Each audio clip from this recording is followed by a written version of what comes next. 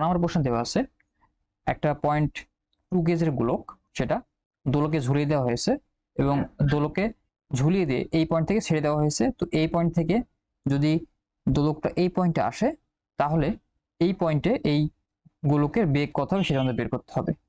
তো আমি এর আগের ভিডিওতে দেখাইছিলাম যে যখন এক দোলকে একটা গোলক ছেড়ে দেওয়া হয় তখন এই পয়েন্ট থেকে এই পয়েন্টে আসতে তার যে বেগ হয়, আমরা যদি ওই পয়েন্ট সোজাসুজি গোলকটাকে জাস্ট খাড়া হয়ে ছেড়ে দিতাম তাহলে এই পয়েন্টে সেই একই বেগ হয়।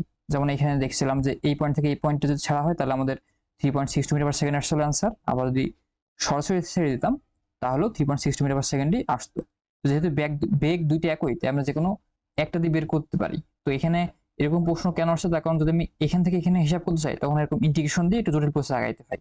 আমরা যেটা করবো যে আমরা এই পয়েন্ট থেকে এই পয়েন্টে পড়লে কেমন বেগ হইতো, যে ভি স্কয়ার চলে স্কয়ার প্লাস 2jh, ওইটা দিয়ে আমরা বেগটা বের করব। তো আমরা এখানে জাস্ট করব কি, এই পয়েন্ট থেকে এই পয়েন্টে নেমে আসতে গোলকটি কত বেগ অর্জন করবে সেটা আমরা নির্ণয় করতে পারবো সহজে, যে V square is equal to U square plus 2gs এই সূত্র দিয়ে। তো এখানে তো ইনিশিয়ালি ববটার বেগ 0 ছিল, তাহলে ইউ এর মান 0, 2 গুণ এই বরাবর জি কাজ করতেছে 9.8 গুণ এস। এখন এস এর মান কত, পি থেকে এর দূরত্ব, এটাই আমাদের এস। তো এস আমাদের দেওয়া নাই, এস বের করতে হবে। আমাদের যেটা দেওয়া আছে যে এই পয়েন্ট থেকে এই পয়েন্টের দূরত্ব 0.6 মিটার আর এই দড়ির দৈর্ঘ্য 1 মিটার। যেহেতু এটা বৃত্তপথে আসতেছে এটাকে রেডিয়াস বলতে পারি, তাহলে এইটার দৈর্ঘ্য হবে 1। তা আমরা যেটা করবো এই 0.6 এর সাহায্যে এইটার ওপি এর মানটা বের করব। সেটা কি হবে, যেহেতু এটা সমকোণী ত্রিভুজ তাহলে এখানে OP square plus PB square equal to অতিভুজ কি ওবি স্কয়ার, এটা ইকুয়াল হবে। তাহলে এখান থেকে আমরা ওপির মান বের করতে পারবো এবং ওপির মান বের করে সেটাকে 1 থেকে বিয়োগ করে দিলে আমরা এই পয়েন্ট থেকে এই পয়েন্টের দূরত্ব এস পেয়ে যাব। তাহলে এখানে OP square equal to OB square minus PB square বা OP equal to root OB এর মান কত 1 স্কয়ার মাইনাস পিবি এর মান 0.6 এর হোল স্কয়ার ইকুয়াল টু, তাহলে ওপির মান 0.8 মিটার। তাহলে আমাদের পি এর মান কত হবে, আমরা আজকে 1 থেকে এই 0.8টা বিয়োগ করব, 0.8 ইকুয়াল টু আসবে 0.2 মিটার। এই 0.2 আমাদের এস এর মান, তার আমরা এখানে 0.2 বসিয়ে দিই। তাহলে ভি ইকুয়াল টু হবে এখানে 4 এর উপরে রুট, তো অ্যান্সার আসবে 1.98 মিটার পার সেকেন্ড। যেটা আমি আগে দেখাইছিলাম যে এখান থেকে এখানে পৌঁছালে একই বেগ হবে, তাহলে আমরা বলতে পারবো যে এই বেগটাই এই দূরত্ব অর্জন করবে এখান থেকে এই পয়েন্টে আসার জন্য। তো এই ম্যাথটা আমরা আসলে আরেকটা নামে বের করতে পারি, যে এই পয়েন্টে যখন বলটা তোলা হয়েছে তখন এর মধ্যে একটা বিভব শক্তি জমা আছে, সেই বিভব শক্তির মান কত, mgh। তো এই গোলকটা যখন আমরা ছেড়ে দিচ্ছি সে এখান থেকে এখানে সেটা বেগ অর্জন করতেছে। তো ওই বেগ অর্জন করার সময় কি এখানে যতটুকু বিভব শক্তি ছিল ঠিক ততটুকু বিভব শক্তি কি এই পয়েন্টে আসতে গিয়ে গতিশক্তি রূপান্তরিত হচ্ছে। তাহলে এই পয়েন্টের গতিশক্তি হবে mgh is equal to half mv square. তা আমরা এখান থেকে জাস্ট যদি কেটে দিই এখান থেকে আমরা ভি এর মানটা বের করতে পারি, যে V square is equal to আমাদের কি আসবে 2gh বা V equal to root 2gh equal to কি রুট 2 গুণ 9.8 গুণ এইচ এর মান কত, এখান থেকে এইটা আর এখান থেকে এইটুকু তো সেম অর্থাৎ 0.2। তো এটা করলে আমাদের 1.98 মিটার পার সেকেন্ডই আসবে। আমরা যে কোনো একটা নিয়মই করতে পারি। আচ্ছা, আমরা পরবর্তীতে ঘ নাম্বারটা দেখবো। এখানে একটা গোলক দুলছে, গোলকটির ভর 0.2 কেজি আর সোজার দৈর্ঘ্য 1 মিটার। আমাদের শক্তি নিত্যতা সূত্র এই 3 পয়েন্টের ক্ষেত্রে যাচাই করতে হবে। তো সর্বপ্রথমে আমরা এই বিন্দুতে বিভব শক্তির গতিশক্তি হিসাব করি। এই বিন্দুতে বিভব শক্তি mgh, ওইখানে m এর মান 0.2, g এর মান 9.8 এবং যেহেতু এটা সর্বনিম্ন পয়েন্ট তাহলে কি হাইট আমাদের এখানে 0 গুণ 0, তাহলে এই বিন্দুতে আমাদের বিভব শক্তি 0 জুল। এখন আমরা দেখবো যে এই পয়েন্টে গতিশক্তি কত। আমি আগের ভিডিওতে দেখাইছিলাম যদি কোনো গোলক এই পয়েন্ট থেকে এই পয়েন্টে আসে তাহলে সে যে বেগ অর্জন করবে, গোলকটা যদি এই পয়েন্ট থেকে এই পয়েন্টে আসে তাহলেও সে সেম বেগ অর্জন করবে। এই পয়েন্ট থেকে এই পয়েন্টে আসলে তাও যে গতিশক্তি হইতো এই পয়েন্ট থেকে এই পয়েন্টে আসলেও সেম গতিশক্তি অর্জন করবে, কারণ কি তাদের এই ভি এর মানগুলো সবই সেম। তো এই ভিডিও না দেখে থাকলে আমি প্লে লিস্টের লিঙ্কটা ডিসক্রিপশনে দিয়ে দেবো, তোমরা ওখান থেকে এটা দেখে আসতে পারো। তো আমরা এই কনসেপ্ট ব্যবহার করে এই এ পয়েন্টের গতিশক্তি নির্ণয় করব। সেটা কি হবে, যে যেহেতু এই পয়েন্ট থেকে এই পয়েন্টে আসতে যে গতিশক্তি অর্জন করবে এই পয়েন্ট থেকে এই পয়েন্টে আসলেও সেম গতিশক্তি অর্জন করবে, আমরা এই পয়েন্ট থেকে এই পয়েন্টের গতিশক্তি ক্যালকুলেট করব। যে গতিশক্তি অর্জন করবে সেটা বের করতে হলে আমাদের কি এস এ মান প্রয়োজন। তো এস এ মানটা আমরা কিভাবে বের করবো? আমাদের দেওয়া আছে এই পিবি এর দৈর্ঘ্য 0.6, সুতার দৈর্ঘ্য 1 মিটার। এখান থেকে যেটা বের করতে পারি ওপি এর মানটা বের করতে পারবো।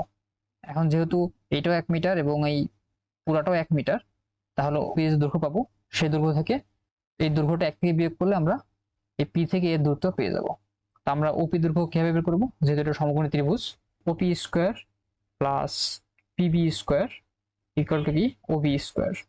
বা এখান থেকে আমরা ওপি মান বের করতে পারি একবারে, যে ওবি স্কোয়ার কত, ওবির মান কত 1 স্কোয়ার, পিবি দিকে আসলে মাইনাস হবে, পিবি এর মান 0.6 এর square root equal to 0.8 metre.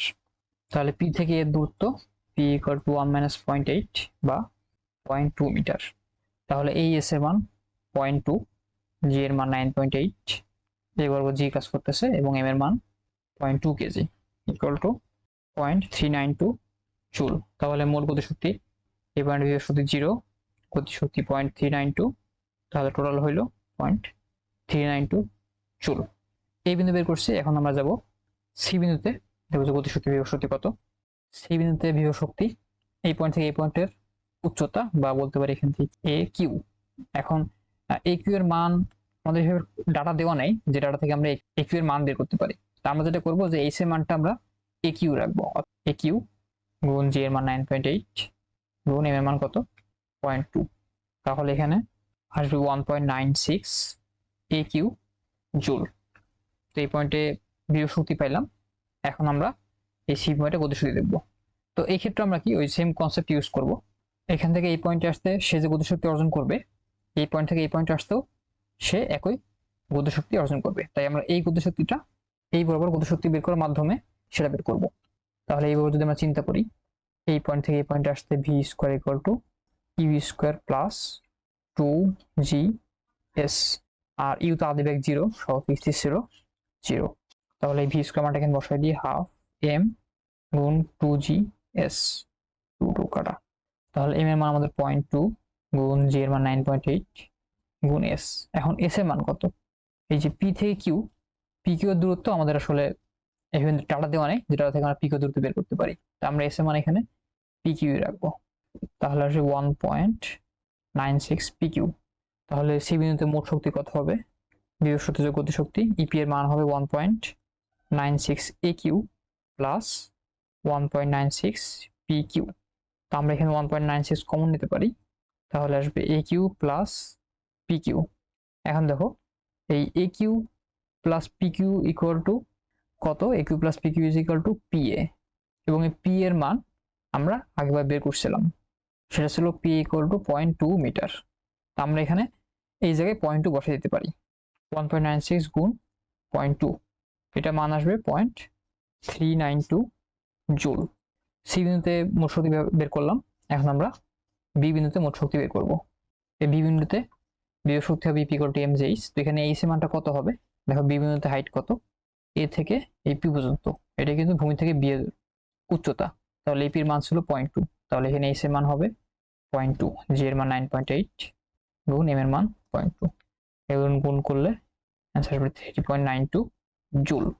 Next যদি আমরা বি পয়েন্টে গতিশক্তি নির্ণয় করি, এই পয়েন্টে কি ইনিশিয়ালি তো এখানে 0 ছিল, অর্থাৎ এখানে ভি এর মানটা 0।